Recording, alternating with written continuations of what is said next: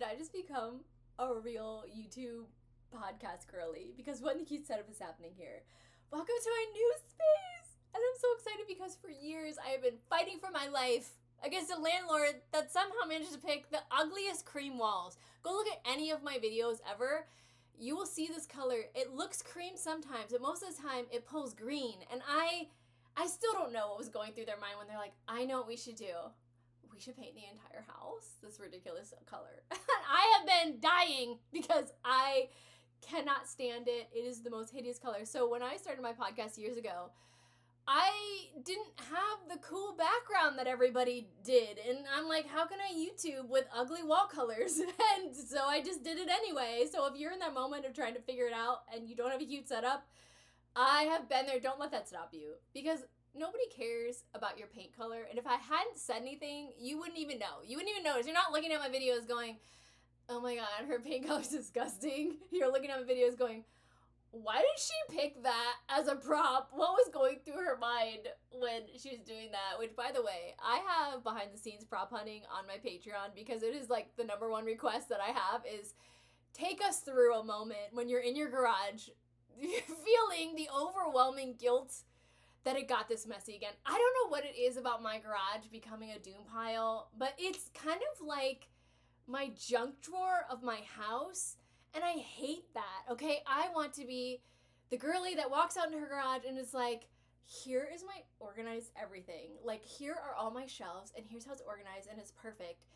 And what happens is when I'm cleaning my house, I just like set stuff out there. But the problem is I do that a million times and then all of a sudden I'm like, I can't walk out here.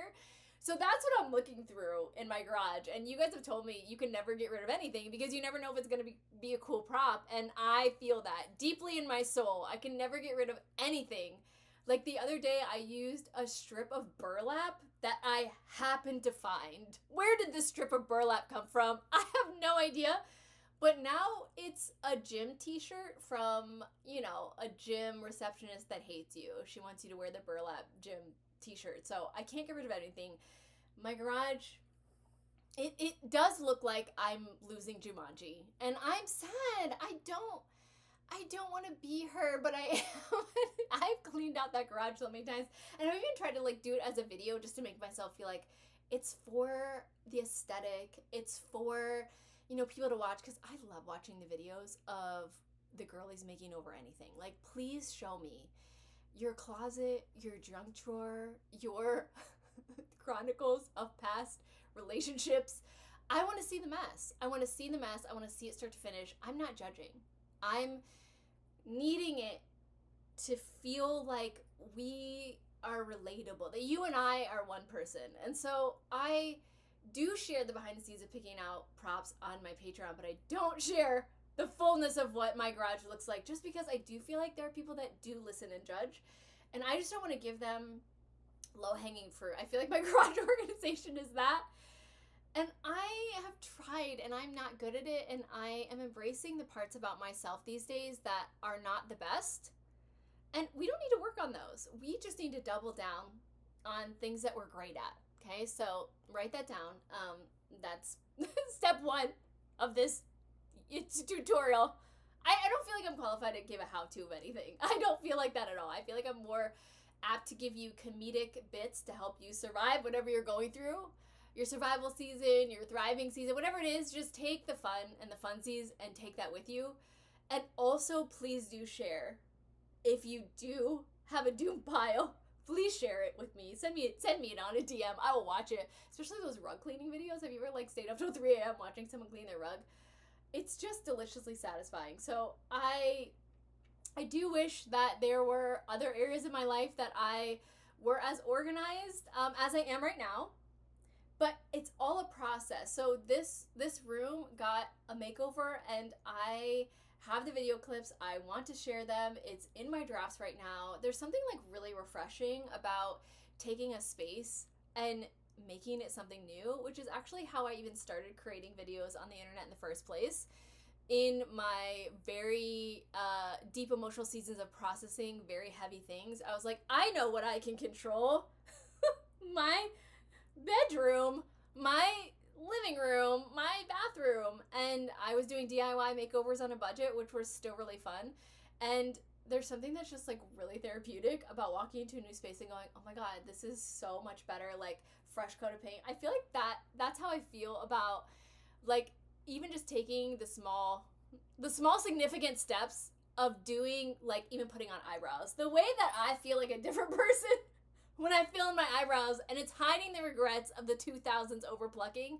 There's just something really refreshing about that. My husband teases me because I say that word all the time, but it's just like, it just makes you feel, it feels like home, doesn't it? It makes your face feel like home when you have this beautiful frame, even though I fight for my life to get it to work and often pick the wrong color.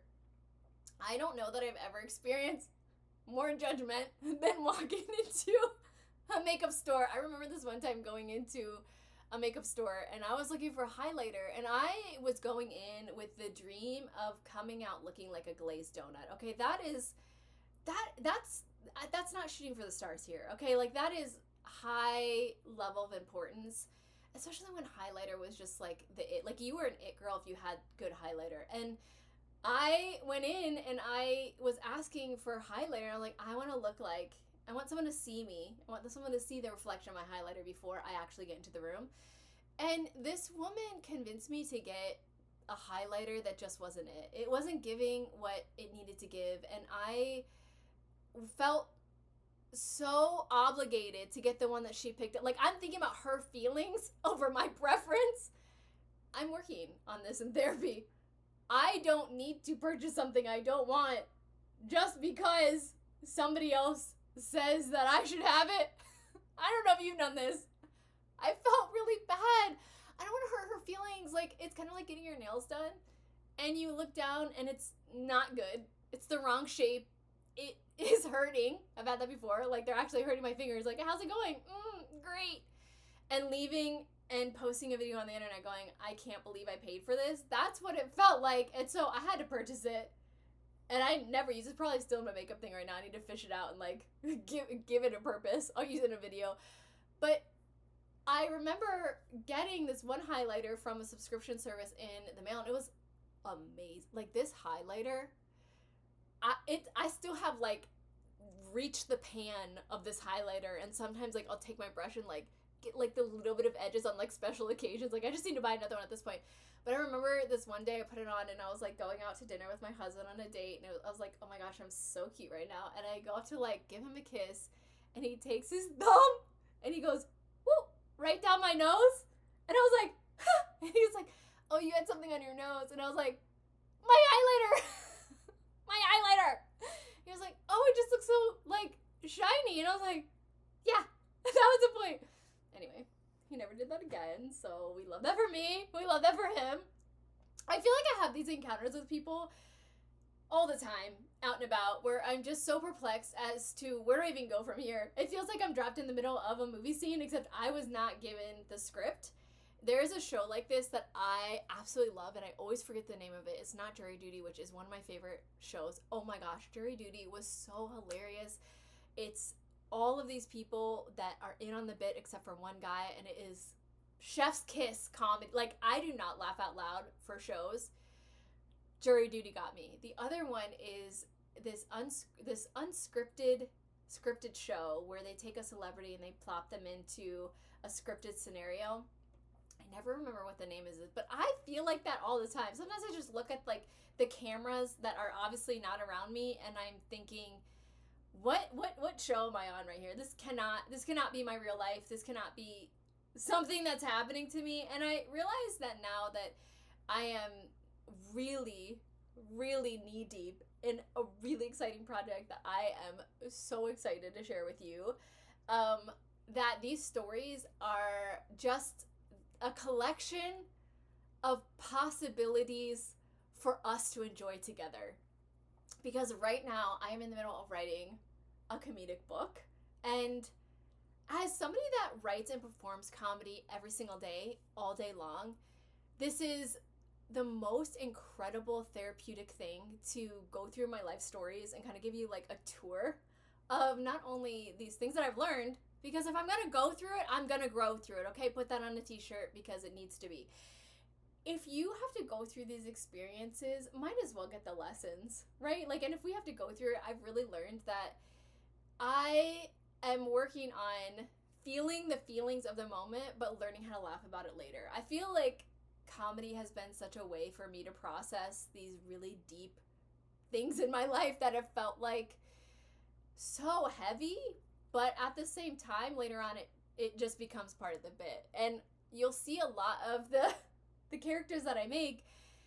It's because I have these characters in my life at some point, or I see them out and about, and I just have learned to watch people, and it's interesting how much we can relate to each other in meeting the cashier that hates her job that day and fighting for printer. And so there's something really like cool and beautiful about swapping relatable experiences with each other. But going through this book and pulling out stories, I now have realized, oh, like all of these things that have happened that have seemed like so crazy are for the plot. They're for the plot, and we're gonna get to enjoy them together. And I am really excited about this, but I'm equally having to really sit with myself in the discomfort of whether or not I feel like I'm good enough to do this. And what's so wild is that if you know my story before, and I did a Q&A about it, but I was doing branding and making over websites and building brands for photographers, but I was also doing ghostwriting. So I've been a professional writer before in my life.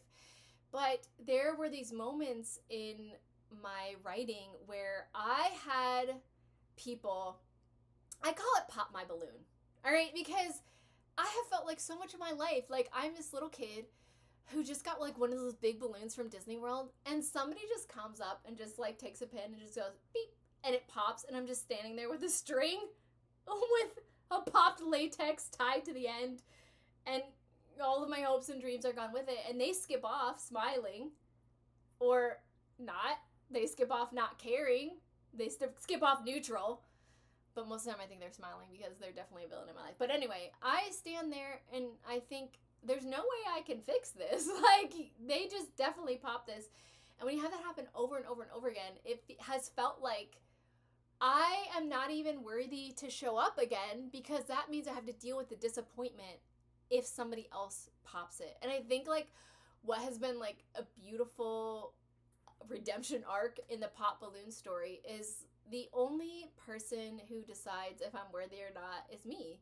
And I can't rise on the celebration of other people because I will fall if they pop my balloon.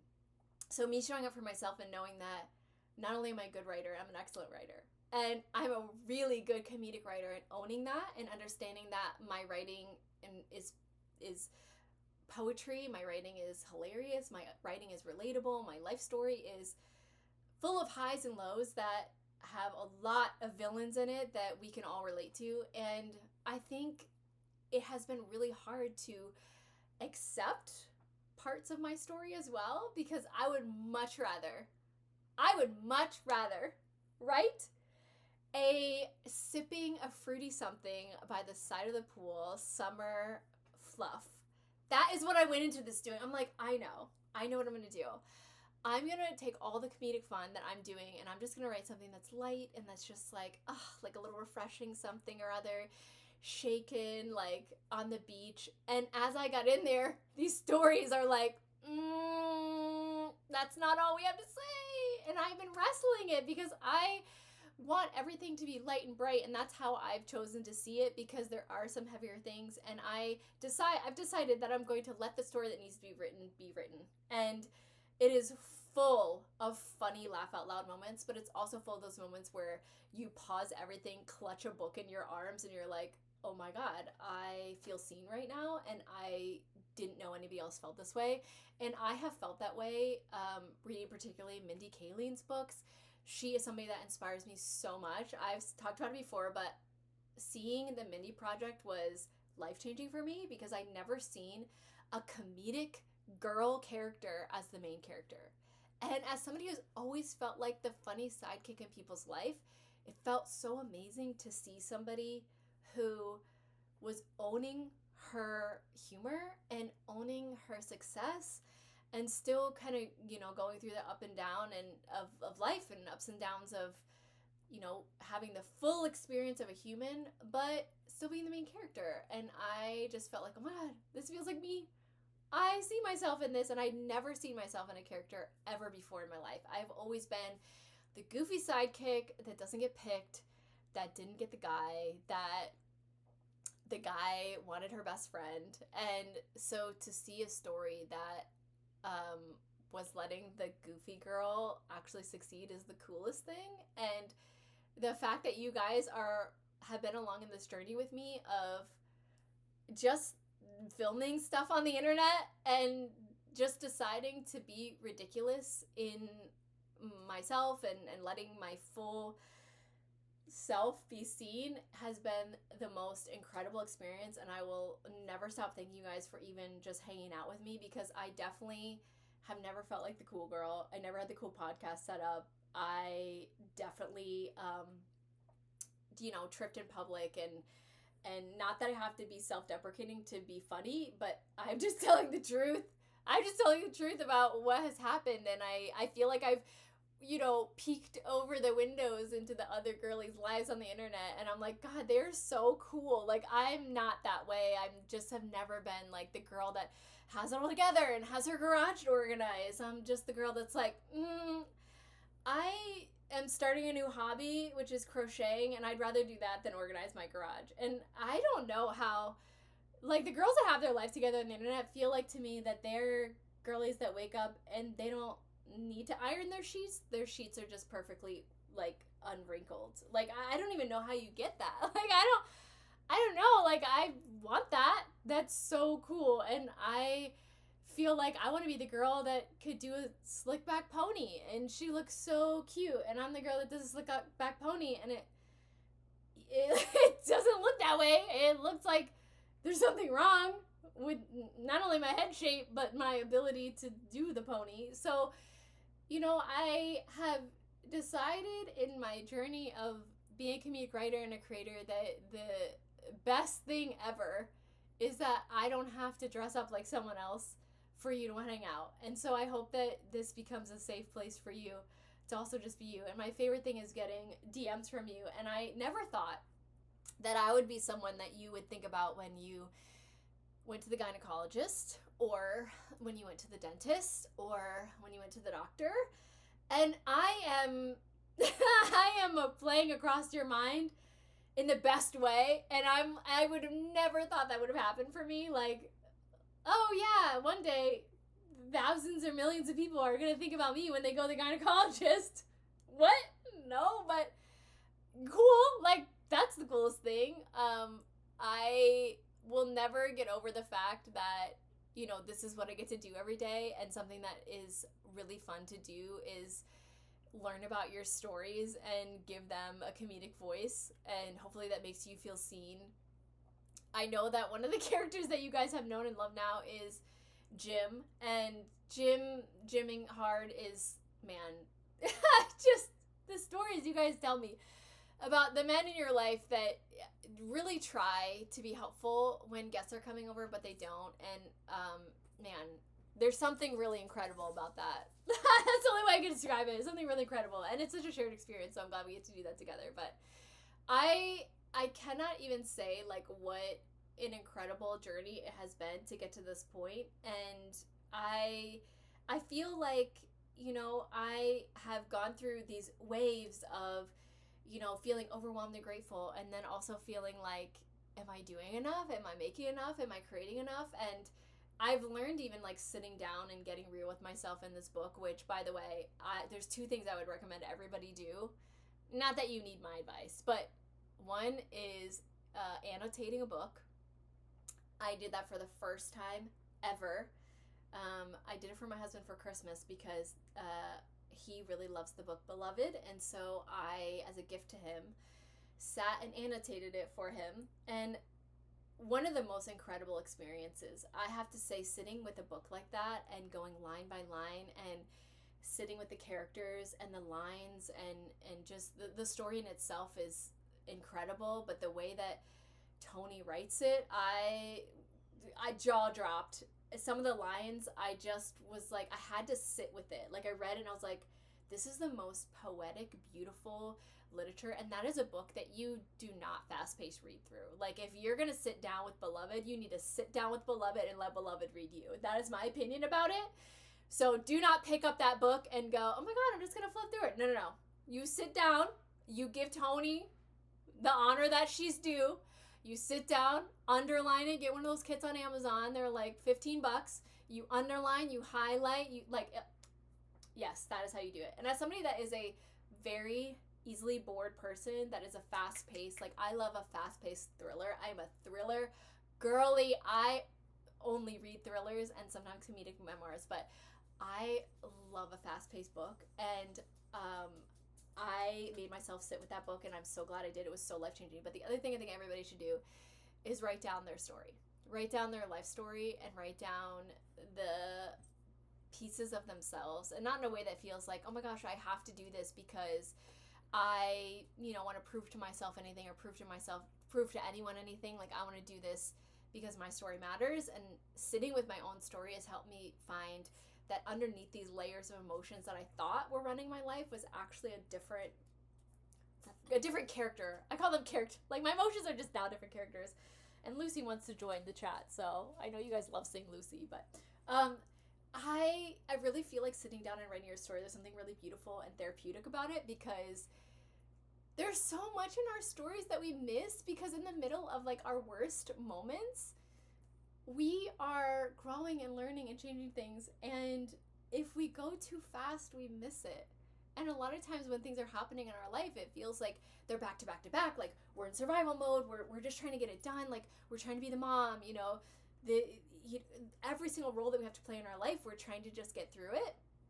And when you force yourself to sit in your story, almost like a Dear Diary to yourself, you get to feel the feelings of being really proud of your journey. And no matter if you made perfect decisions or not, you still get to sit with yourself and understand that the person of that time was making the best decisions that they could. And you also get to feel what it feels like to be looking back on past versions of yourself. Like, in my free Facebook group, I'm talking about it almost every Wednesday, because Wednesdays is my therapy day, but I'm talking about what it feels like to recognize where past versions of myself has been running the show, and recognizing that version of me needs attention, or she needs to go out and play, or she just needs something that maybe I'm not realizing. And slowing down in our stories allow us to honor them and give our past version of ourselves permission to process. And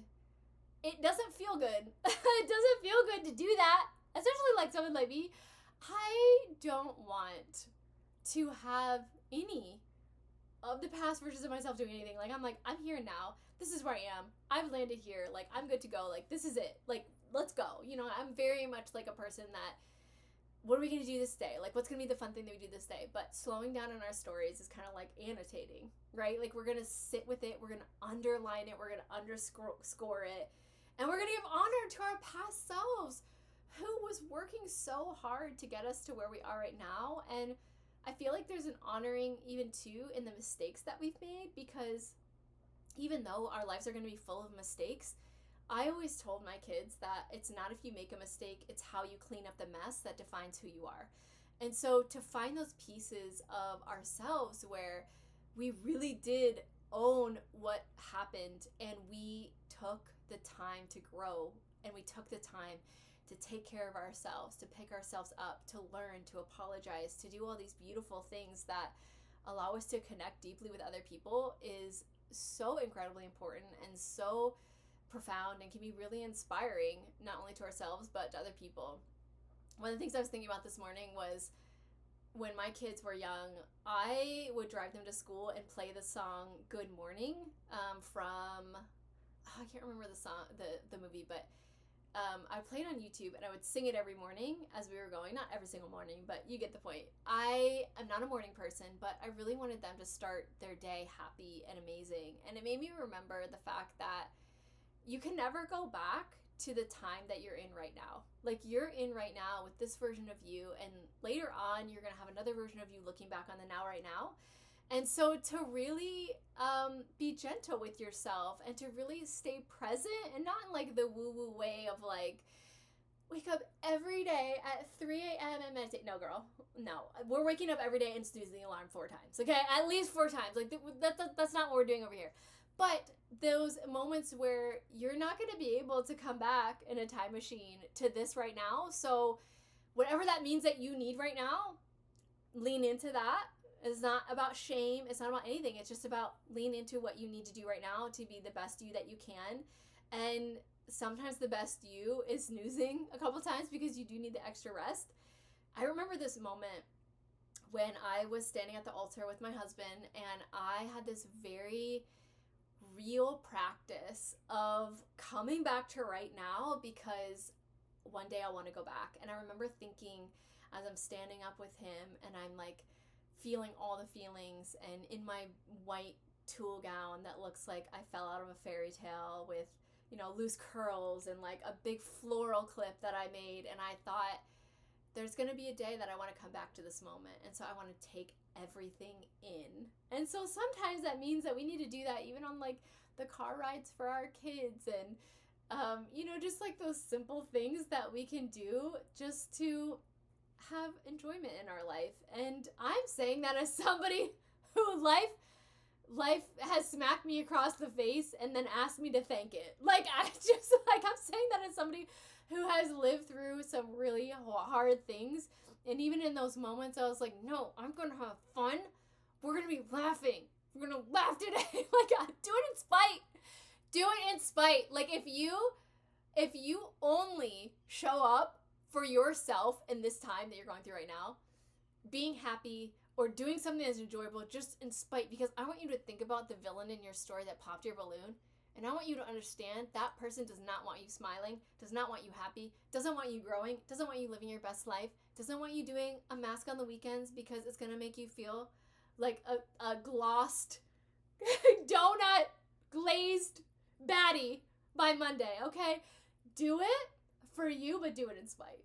I also really love the posts that have been going around right now talking about the whimsical things that people do in their life to make it just like a little bit more magical. And the way that I'm living for the comments, you guys on the internet, chef's kiss for your creativity and the little things that you guys do. Somebody said like before they leave the house, they tell their dogs like, don't have a party while I'm gone. And then they were like, but I'm totally okay if they did. And I'm like, I love that.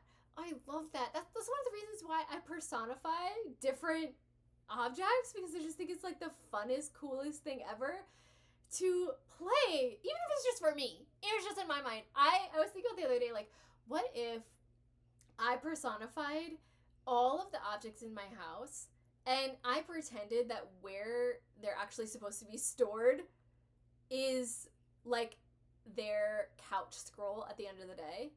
Because my lip gloss sitting on my counter in my bathroom definitely does not want to be at work. She wants to be scrolling. And how do I get her to that spot? You know what I'm saying? Like, she definitely wants to be in her, like, home with her people and her friends. She doesn't want to be on the counter, okay? The counter's gross. It's yucky. Put her away. And I was like, could I help myself be more tidy? And don't even bring up the garage right now, okay? We don't need that kind of negativity. I'm not talking about the garage. I'm talking about lip gloss. I need you to stay with me, okay? Could I do that? Could I personify things to help me find a whimsical way to be more organized? Will that actually work? Who knows? But I'm gonna try it. Life is lifing hard right now. Life is lifing hard. We're gonna use, you know, phones that are bike seats, and that's what we're gonna do. If we gotta get through it, like, we're gonna have fun too. And you know, just I see the lizard out there right now on my window, the biggest lizard I've ever seen in my life, looking in. And if that lizard is leaning into this conversation, I believe in you too, okay? That lizard is gonna go home to his to her family. I think it's a girl because she doesn't have the. Anyway, she's gonna go home and be like, that's it. I'm getting my baddie lizard life together, and you can too. I want you to come in with a snap. I want you to come in to the room like you just got a full set, but a full set that's the right shape. Okay, there's a different energy. We've talked about this before. Different energy with a full set. And that's how we're going to keep walking in to every day of 2025, all right? And there's going to be some days where you break a nail, and that's fine. We'll make fun of that when it feels funny. After you process the full range of emotions, because that full set was expensive. When it's funny again, we'll make fun of it together, and you know where to come. You know where to come to get the laughs and the perspectives and the relatability about real life. And as much as it's always going to be, there's going to be a comedic invisible thread through all of it, okay? But I want you to understand that this funniness comes because I'm watching a literal lizard fight for its life, almost falling off the window right now. Girl, you gotta pull together. Do not fall down. He would want you to fall, okay? He would want you to be crying. He would want you to cry off your mascara. Your mascara is too expensive for that, okay? And your mascara is gonna look too good. If you don't cry, and if you do have to cry, lean over so the teardrops fall. We learned that from Sabrina Carpenter, okay? If we have to go through it, we're gonna grow through it, and we're gonna make fun of it all along the way. And that's how we're gonna get through. That's our coping strategy for getting through life, all right? I don't want to hear anybody not making fun of themselves. I mean, come on, you're ridiculous. And it's okay. I am too. And it's okay. It's okay to be ridiculous. And it's okay to make fun of yourself. And you know what? Some days you're not going to trip in front of people, and then some days you might. And I will hear those stories, and I will hold space. I'll hold your finger and hold space for you as you tell me, and then later on I'll probably include it in a story, and it'll be something that we can all share and laugh about together. And that's how we're gonna get through life and get through this time right now. So I have loved sharing this conversation with you today. Please subscribe. It really helps the YouTube universe know that I'm okay.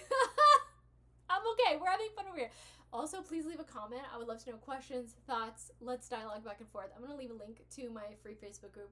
Come hang out with us. We are sharing memes. I'm sharing behind the scenes stories. Also, if you want a real behind the scenes, my Instagram stories normally have what's going on. Right now, my dog Chloe's over there with her paw wrapped up because she decided to be dramatic on a run that we had, which, by the way, I'm upset that this even happened. I take her on a run, not for me, okay? I don't want to run. I'm not a running girly, okay? She wants to go and run, so I run for her. And she decided to go too hard and tear her paw. And I was telling everyone that she's the girly that gets up on Thanksgiving morning and decides to go for a run on Turkey Trot. I'm the girly that sleeps in, but now her leg literally looks like a turkey leg. How can I not make fun of her on the internet? So I love you guys so much. Please leave a comment. Tell me where you're listening from. And I can't wait to talk again soon. Okay, bye.